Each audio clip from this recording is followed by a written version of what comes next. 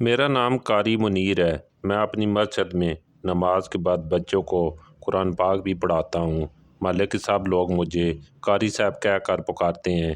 ایک روز جمعہ کے دن میں جمعہ کی نماز پڑھا کر فارغ ہوا تو ایک جوان لڑکا جس کی عمر 16 سال تھی، وہ ایک 30 سال کی عورت کو لے کر مسجد میں آ گیا۔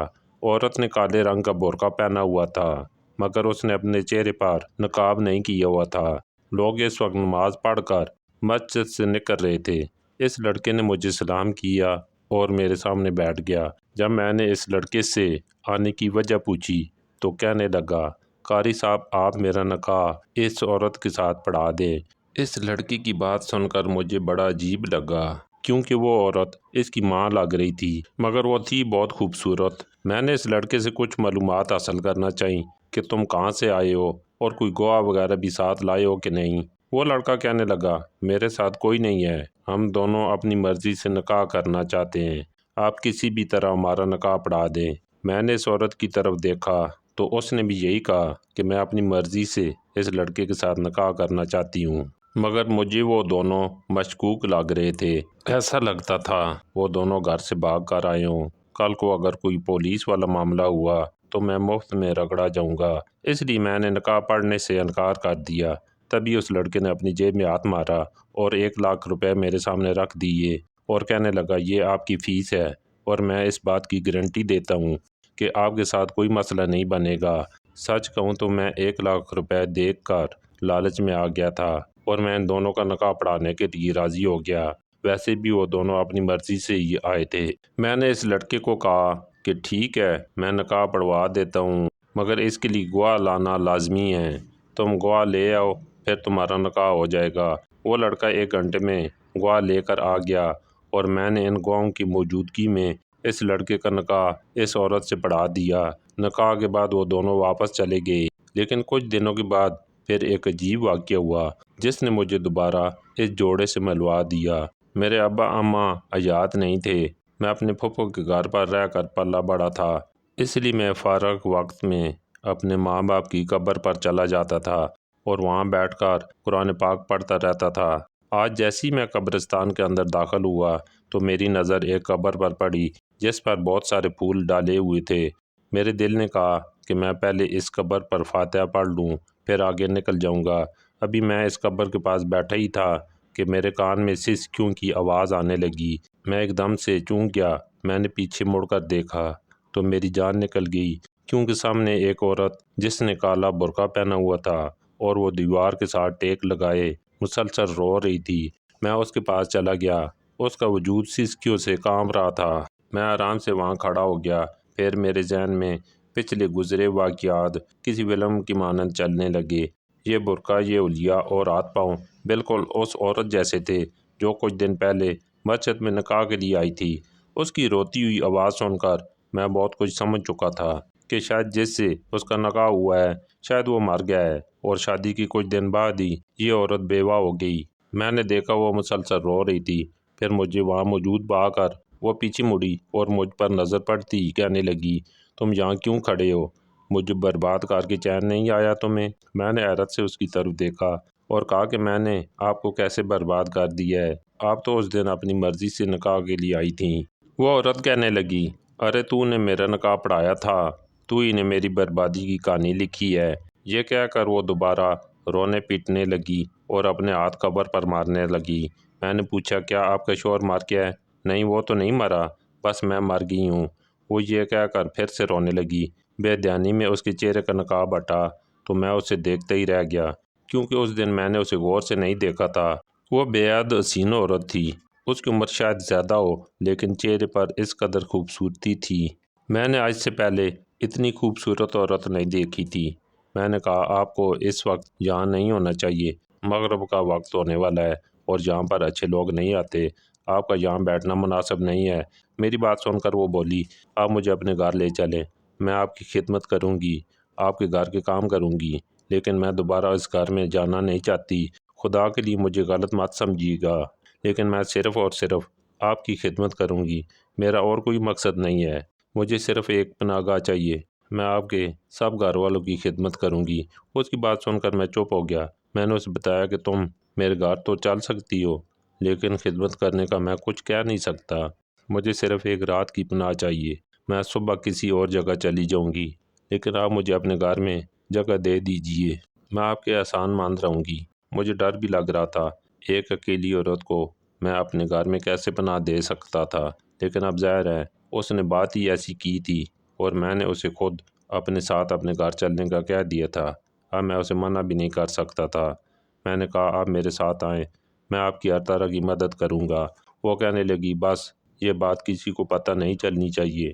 اس نے خود کو دوبارہ برقعے میں ڈانپ لیا۔ میں ویسے تو پیدل قبرستان آیا تھا، مگر اس عورت کی وجہ سے اب میں نے ایک رکشے کو روک لیا تھا۔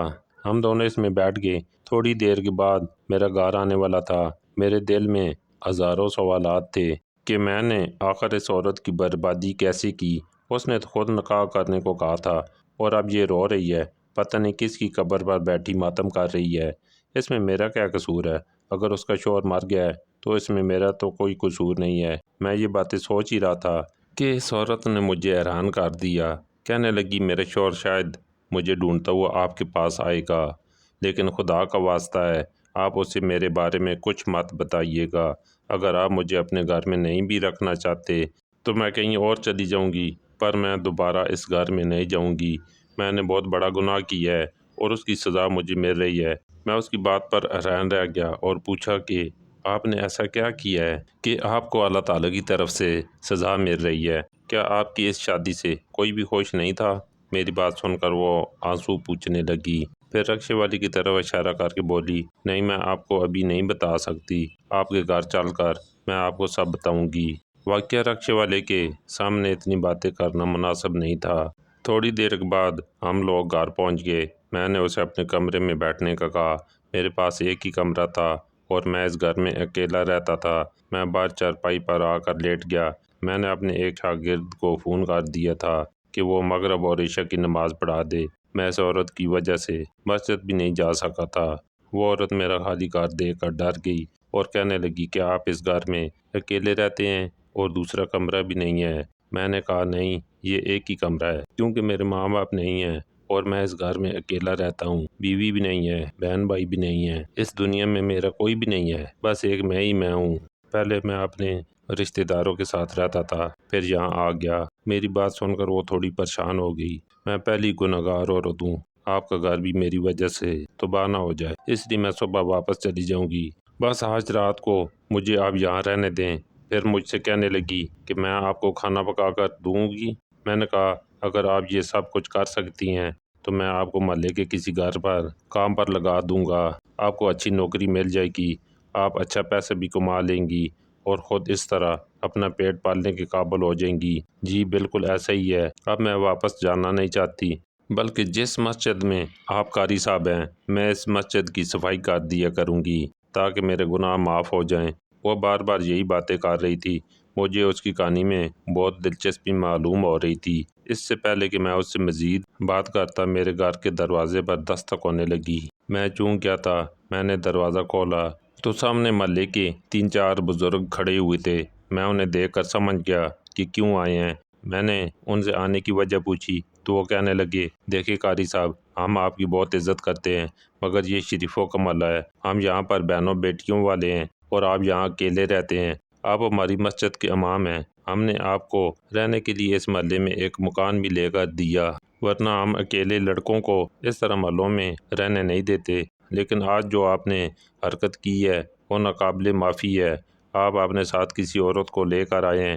ہمیں آپ کے پڑوسی نے بتایا ہے کہ مغرب کے وقت آپ ایک عورت کو لے کر اپنے گھر میں داخل ہوئے ہیں۔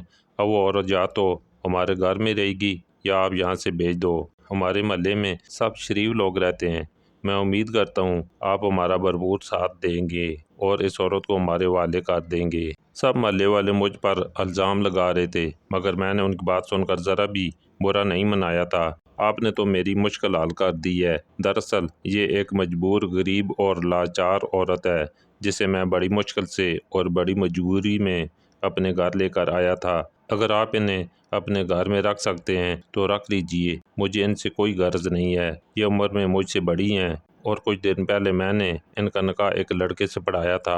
میں بہت شکر گزار رہوں گا آپ کا کہ آپ نے میری اس مجبوری کو سمجھا۔ میری بات سن کر وہ بزرگ لوگ خوش ہو گئے، کہنے لگے ٹھیک ہے، آپ اس خاتون کو ہمارے گھر بھیج دو، یہ میری بڑی بہن کے گھر رہ لے گی۔ قاری صاحب آپ بہت اچھے انسان ہیں، ہم آپ کی اس شرافت کے قائل ہو گئے ہیں۔ یہ بات سن کر مجھے تو کوئی مسئلہ نہیں تھا، لیکن اس بزرگ نے یہ ساری باتیں بول کر اس عورت کو پریشان کر دیا تھا۔ میں نے جا کر اس سے معذرت کی اور کہا کہ محلے والوں کی نظر میں یہ سب ٹھیک نہیں ہے، آپ کو ان لوگوں کے ساتھ جانا ہوگا۔ وہ بڑی بے دلی سے اٹھی اور ان کے ساتھ چلی گئی۔ اس نے مجھ سے کوئی گلہ شکوہ نہیں کیا تھا، لیکن مجھے اس کا احساس تھا۔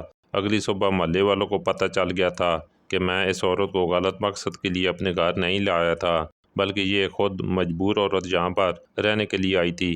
محلے کے بزرگوں نے کہا کہ قاری صاحب ہم آپ سے معذرت کرتے ہیں کہ ہم نے آپ کا دل دکھایا ہے، اور ہم چاہتے ہیں کہ آپ اس عورت کو دارالامان چھوڑ آئیں، وہاں قانونی معاملات ہوتے ہیں، یہ عورت وہاں پر بالکل محفوظ رہے گی۔ میں نے بھی اب کوئی اعتراض نہیں کیا تھا، کیونکہ جو انہوں نے کہا تھا وہ سچ ہی کہا ہے۔ میں نے محلے کے ایک بزرگ کو ساتھ لیا اور اس عورت کو رکشے میں بٹھایا اور ہم لوگ دارالامان کی طرف چل پڑے۔ میں نے کہا ہمارے پاس زیادہ وقت نہیں ہے، آپ کو مجھے اپنی ساری کہانی اب یہیں سنانی ہوگی، کیونکہ آپ اچھی طرح جانتی ہیں کہ کل کیا ہوا ہے۔ میری بات سن کر وہ مجھ سے معذرت کرنے لگی اور بولی کہ میری وجہ سے آپ بدنام ہوئے ہیں، آپ بے شک مجھے اپنے ساتھ مت رکھیں، لیکن دارالامان میں اپنی ذمہ داری میں مجھے وہاں چھوڑ آئیں، اور انہیں یہ کہہ بھی دیں کہ کوئی مجھے لینے آئے تو آپ مجھے ان کے حوالے نہ کریں۔ میں نے کہا بالکل اس بات کی فکر نہ کریں، میں ان سے خود بات کروں گا۔ میری بات سے وہ مطمئن ہو گئی اور پھر اپنی کہانی سنانے لگی، کہنے لگی قاری صاحب میں آپ کو کیا بتاؤں، میں تو دکھوں کی ماری بد نصیب اور بے حیا عورت ہوں۔ اب میں نے یہ برقع اوڑھا ہوا ہے اپنی بے حیائی کے لیے، اللہ سے معافی مانگتی ہوں، جو بھی میں نے کیا میرا اللہ مجھے معاف کر دے۔ یہ بات زیادہ پرانی نہیں ہے، تقریباً 2 سال پہلے کی بات ہے، جب میرا شوہر مجھے نظر انداز کرنے لگا تھا۔ ہماری شادی کو 10 سال گزر چکے تھے، میرا ایک 6 سال کا بچہ بھی تھا۔ میرا شوہر بات بات پر مجھے طعنے دینے لگا کہ تم پہلے کی طرح خوبصورت نہیں رہی ہو، شادی کے بعد تمہارا روپ اور تھا، اب تم بدل گئی ہو، تم اپنا خیال نہیں رکھتی، نہاتی بھی نہیں ہو، تم اپنی صفائی کا خیال نہیں رکھتی۔ ان کی باتیں سن کر بجائے میں اپنی اصلاح کرنے کے میں پریشان رہنے لگی۔ ایک دن میں چھت پر جا کر اپنی سہیلی سے بات کر رہی تھی، میں نے اس کو یہ ساری باتیں بتائیں۔ میں نے کہا کہ میرا شوہر مجھ سے بہت زیادہ گلے شکوے کر رہا ہے۔ کہنے لگی تم اسے خود سے تھوڑا دور کر دو، مرد کو جب تک اپنی بیوی کا احساس نہ ہو تب تک وہ اس کی قدر نہیں کرتا، تم اسے دور رکھو گی تو وہ تمہارے لیے ترسے گا۔ میں بھی بے وقوف تھی، میں نے اپنے شوہر سے دور رہنا شروع کر دیا۔ جب بھی اس کا موڈ اچھا ہوتا تو میں کہتی میری طبیعت خراب ہے، میں جان بوجھ کر اس سے لڑنا شروع کر دیتی۔ نتیجہ یہ ہوا کہ بجائے مجھے منانے کے میرا شوہر رات کو دیر سے گھر آنے لگا، بجائے پریشان ہونے کے میں اس کی باتوں پر اور غصہ کرتی، اور جب بھی وہ آتا میں اس سے لڑنا شروع کر دیتی۔ میں اس سے کہتی کہ تم میرے ساتھ بات نہیں کرتے، دیر سے گھر آتے ہو، میرا خیال نہیں رکھتے۔ وہ مجھ سے بحث بھی نہیں کرتا تھا۔ پہلے تو وہ میرے گلے شکووں کا جواب دے دیتا تھا، لیکن اب وہ مجھ سے دور دور رہنے لگا تھا۔ میں اب مزید پریشان رہنے لگی تھی، لیکن اس پریشانی کا فائدہ کسی اور نے اٹھا لیا۔ ایک دن میں اسی طرح رو رہی تھی کہ میرا 16 سالہ دیور میرے پاس آیا اور کہنے لگا بھابی بھیا کو آپ تو نظر انداز کرتی ہیں، یقین جانے وہ باہر جا کر کسی عورت کے چکر میں پڑے ہوئے ہیں، میں نے 2-3 بار انہیں اسی عورت کے ساتھ دیکھا ہے، اب میں یہ نہیں جانتا کہ وہ اسے موٹر سائیکل پر بٹھا کر کہاں لے جاتے ہیں۔ دیور کی بات سن کر میرے تو تن بدن میں آگ لگ گئی، بجائے مجھے منانے اور مجھ سے صلاح کرنے کے وہ دوسری عورتوں کے چکر میں پڑ گئے تھے۔ کتنی بری بات ہے۔ میں نے اپنے کپڑے اٹھائے اور بیٹے کو شوہر کے پاس چھوڑ کر اپنے میکے چلی گئی۔ وہاں جا کر میں نے کسی کو کچھ نہیں بتایا، لیکن میں نے شوہر کو صاف صاف کہہ دیا کہ اب میں آپ کے گھر نہیں آؤں گی جب تک آپ مجھ سے معافی تلافی کا معاملہ نہیں کر لیتے۔ وہ بھی مرد تھے، انہوں نے مجھے منانا تو دور کی بات ہے، مجھ سے بات کرنا بھی مناسب نہیں سمجھا، اور اس سب میں میری غلطی تھی۔ میرے شوہر نے مجھے فون کرنا بھی چھوڑ دیا۔ تبھی ایک دن میرا دیور مجھے میکے لینے کے لیے آیا اور کہنے لگا بھابی میں آپ کو ایک ایسی زبردست اسکیم بتاؤں گا۔ میں اپنے دیور کی بات سن کر خوش ہو گئی، مجھے لگا وہ میرے شوہر سے میری صلاح کروائے گا۔ کہنے لگا کہ آپ ان میں رقابت کا جذبہ پیدا کریں، ایسا ہوگا تو وہ آپ کی قدر کریں گے۔ آپ بھیا کے سامنے مجھ سے باتیں کریں، نئے کپڑے پہن کر میرے کمرے میں آ جائیں تاکہ بھیا کو آپ کی کمی فیل ہو۔ دیور کی بات سن کر پہلے تو مجھے برا لگا، پھر اس نے مجھے بتایا کہ بھابھی ایسا کرنے سے سب ٹھیک ہو جائے گا۔ میں نے اپنے دیور کے کہنے پر جو اس نے کہا میں کرتی گئی۔ ایک دن میرے شوہر کے گھر آنے کا وقت تھا۔ میں تیار ہو کر اپنے دیور کے ساتھ بیٹھ کر چائے پینے لگی۔ میرے شوہر گھر آیا تو میں نے دروازے کو خود ہی کھلا چھوڑ دیا تاکہ وہ اندر آ کر دیکھے کہ ہم دونوں آپس میں بیٹھے خوش گپیاں کر رہے ہیں۔ بس پھر کیا تھا، میرے شوہر نے جب یہ منظر دیکھا تو آگ بگولا ہو گیا۔ اس نے آ کر اپنے چھوٹے بھائی کو مارنے کی کوشش کی۔ دونوں بھائیوں میں اسی وقت لڑائی شروع ہو گئی۔ چھوٹے بھائی نے بڑے بھائی کو اتنی زور سے مارا کہ وہ موقع پر ہی دم توڑ گیا۔ میں یہ سارا منظر دیکھ کر تڑپ گئی۔ سوچا نہیں تھا کہ یہ ہو سکتا ہے۔ میرے ذہن میں کچھ نہیں آ رہا تھا، میرا ذہن غنودگی میں ڈوب رہا تھا۔ پھر پتہ نہیں کیسے 4 مہینے گزر گئے۔ میری عدت کا وہ لمحہ بھی گزر گیا جو کہ بہت تکلیف دہ تھا۔ میں نے اپنے شوہر کو کھو دیا تھا۔ میں گنہگار عورت بن گئی جس نے اپنی بے وقوفی سے، اپنی بدتمیزی سے اپنے گھر کو اجاڑا۔ اس کے بعد میرے دیور نے مجھ سے کہا کہ بھابھی آپ کو مجھ سے نکاح کر لینا چاہیے ورنہ اس گھر میں رہنے کا کوئی جواز نہیں بنتا۔ میں بھی اپنے میکے واپس جانا نہیں چاہتی تھی۔ میں نے اپنے دیور سے نکاح کرنے کا فیصلہ کیا۔ میرے دیور نے کہا کہ ہم یہ نکاح خفیہ رکھیں گے۔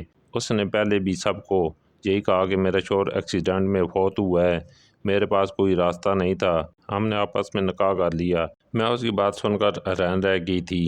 وہ اپنے نکاح کو کبھی بھی لوگوں کے سامنے لانا نہیں چاہتا تھا، لیکن اس سے پہلے کہ میں اس کے ساتھ شادی کر کے خوش رہتی، جس دن میں نے اس کے ساتھ نکاح کیا تھا مجھے اس کی شکل میں ایک عجیب شیطانی مخلوق نظر آنے لگی۔ مجھ سے بہت بڑا گناہ ہو گیا تھا اور میرے دیور نے مجھے پانے کے لیے یہ سب کیا تھا۔